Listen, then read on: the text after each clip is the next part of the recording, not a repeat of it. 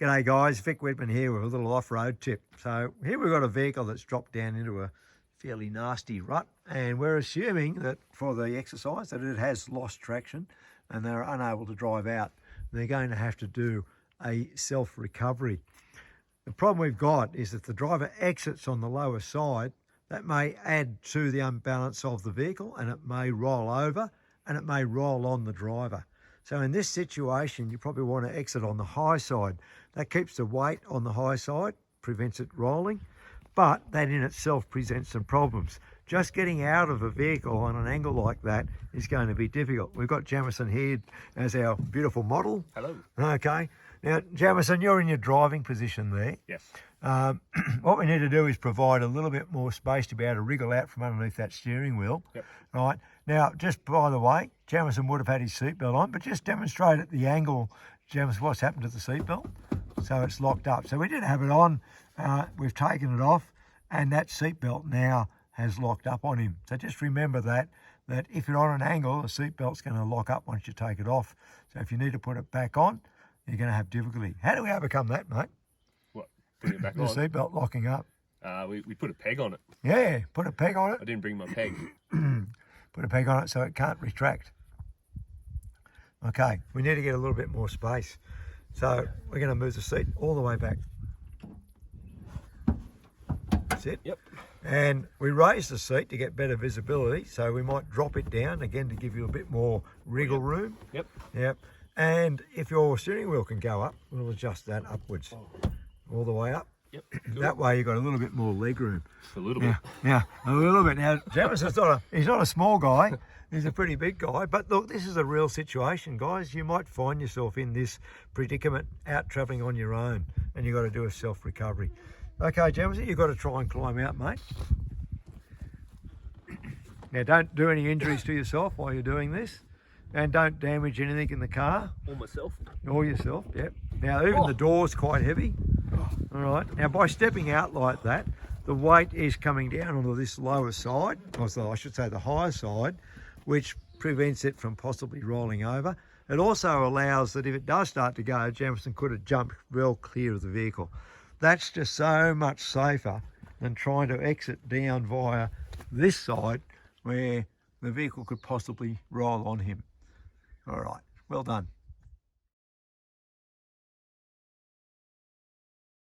An air brake on the winch cable. Now we put a bit of weight in that, and we want to try and weight the air brakes down to about 5 kilo or as much as you can get in there. Now it's really critical. See what Jamison's doing there. See how he's pushing down. Just do that again for us, mate. So what we're doing is we're making sure that that cable is right up in the top part of the air brake, and just lift that far one up for me. See how they've got the Velcro there, and by pushing down on it, that's attached. So if you don't actually have that attached, if this does break, if the cable does break, that will make the air brake part, and it'll probably cut itself in half with the recoil of the rope. Even on a snatch strap, same deal. And down the bottom, there's some Velcro on the bottom. Jamie, just show them that. Yeah, so we make sure that Velcro is hanging on nice and tight, so that cannot come apart. Okay, we've put quite a few of these. We've got one there and we've got one there.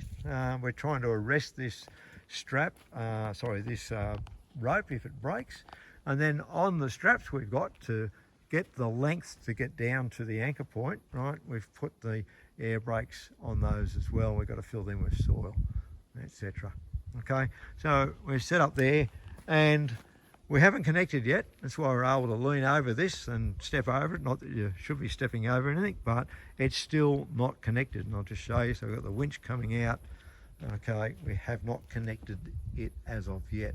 Once we connect that up, we call that live. Live. That's it. He didn't know I was going to do that, and then we don't allow anyone to step over it.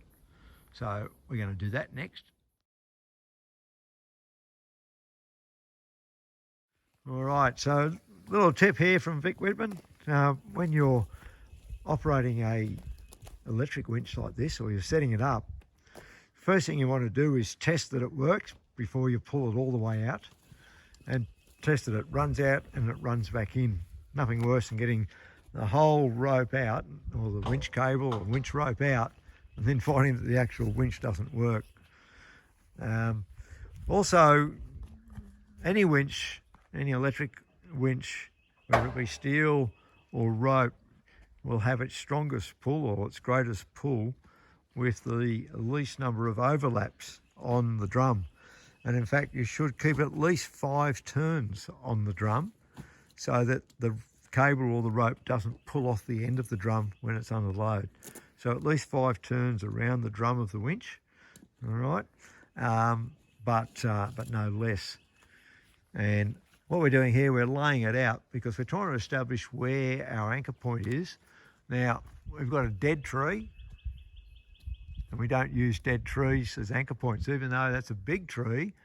That tree's been dead for a good 10 years, and we just don't want to risk bringing it down. So straight beyond that, we've got a live tree, which we're using, and we've got a tree protector to protect that tree.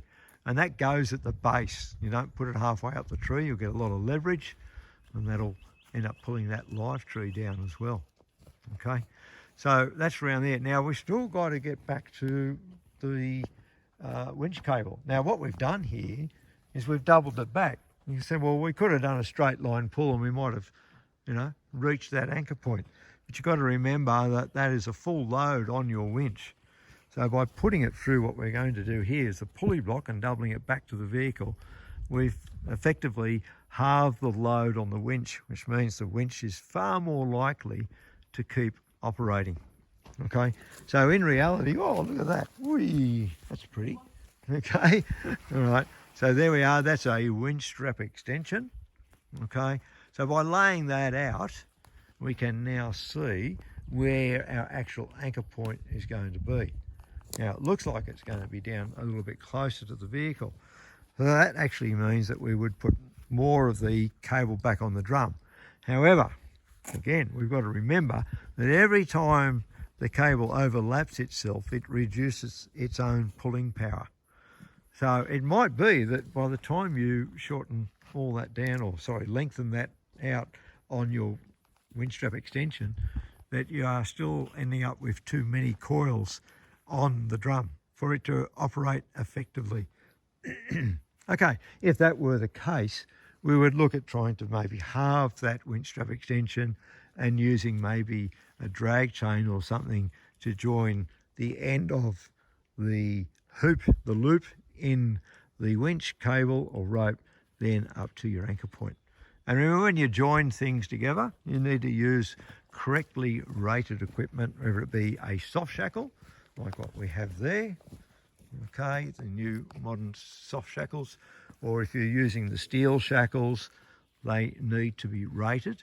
And the rating, the minimum rating is 3¼ tonne, safe working load or working load limit, or 4.75 tonne working load limit or safe working load.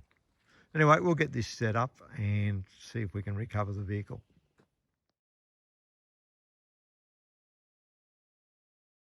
All right, Vic Weapon here, and Jamison's doing all the work, which is the way I normally operate.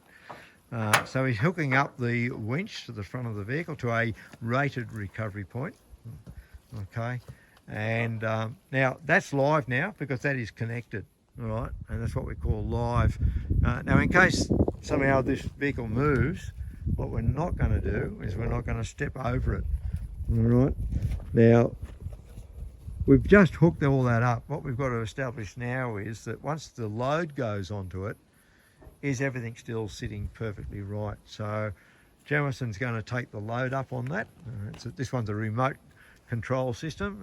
He's made sure already that the clutch is engaged. Okay, and there, Jamison, yep. What you do is just take the load up first before you need to hop in. Once we've got the load on it and we know everything's sitting correctly, okay, so we're pulling the winch cable in, in this case the winch rope, it's taking the load up. We can see it's just starting to lift things off the ground. If that was dragging through the ground, we'd throw a log underneath the rope so the rope is not being torn by the ground. And if it's a steel cable, same deal. So I'll get you now, mate, just walk along and check that everything's still sitting as you intended it to do. that we're pulling straight on. We should be doing straight on pulls. These things haven't come apart, that's the way. Now they've lifted off the ground, that's good. We've got one of these fancy new pulley blocks in there with the soft shackle, and that's still sitting tight. Yeah. We can see the load's taken up on that, It's sitting in its little valley. and it's not going to pull out of that. It's good. Got no twists or turns in the straps, or as little as possible.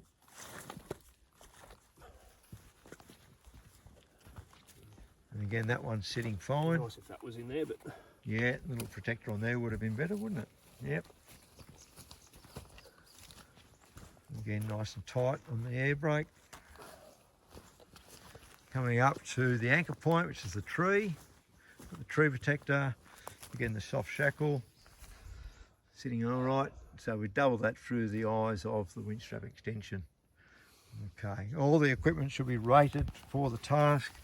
Down here, right, we've got winch extension strap, minimum braking strain, 8,000 kilos. Got the tick under the 8,000. Well done.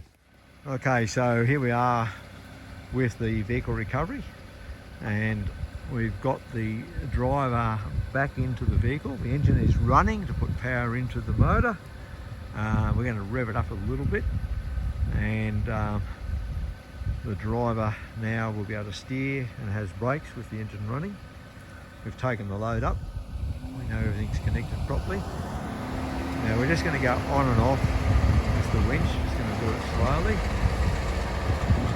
There's the winch working.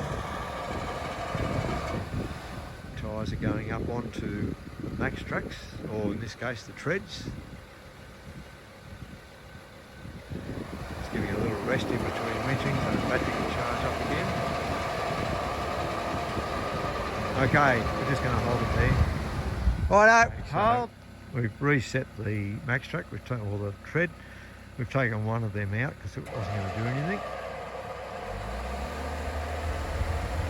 We'll make sure that wheel stays on that max track. Okay, you're half on and half off. So I'd steer a little bit to your left.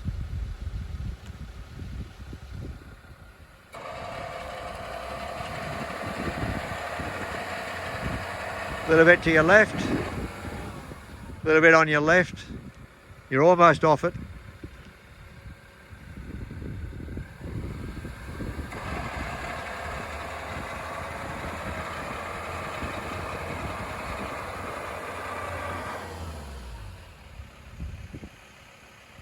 Again, we're on and off the winch so we're not flattening the battery.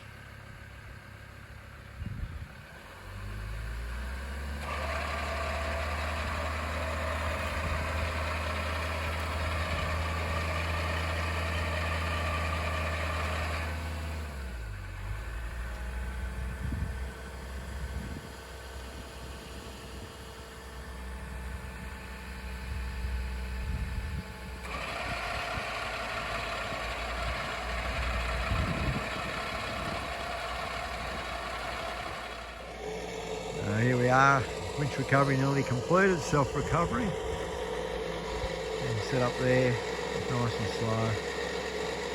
Checking every now and then to make sure those air brakes don't get sucked into the winch. The soft shackles are hanging on nicely, they're well positioned.